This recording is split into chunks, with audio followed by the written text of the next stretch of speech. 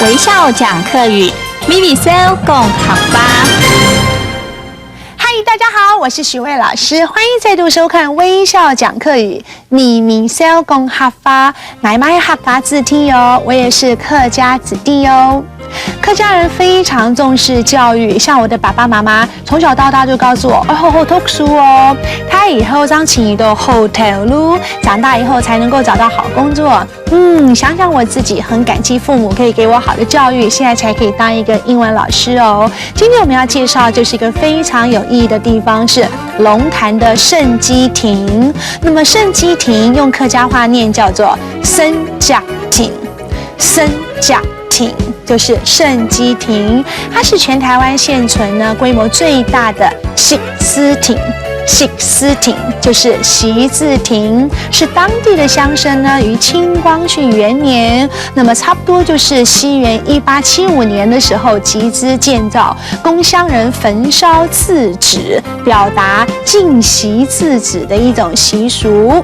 所以俗话说啦，穷人因书而富，富人因书而贵。所以从前呢，农业社会一般人的生活都比较贫困咯，都希望借由读书来提升社会的地位，因此呢，非常尊敬传递知识的字纸，很有意义哦。难怪呢，废的纸呢也要很慎重的把它放到这里敬字亭，就是我们刚说的习思亭里面呢来焚烧哦。当然啦，书读多了不一定满腹经纶。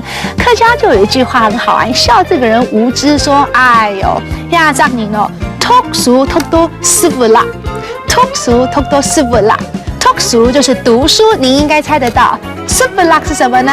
不要笑哦，就是指你的屁屁。读书要读到你的脑袋里去，结果你读到师傅啦，读到屁屁去了。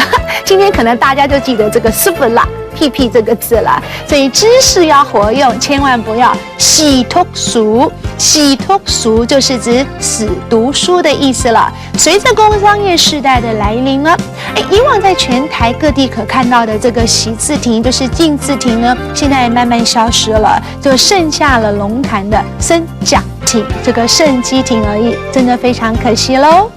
我是徐薇，谢谢大家收看，别忘了要多学一些客家，多讲一些客家哦。暗自 say 再见。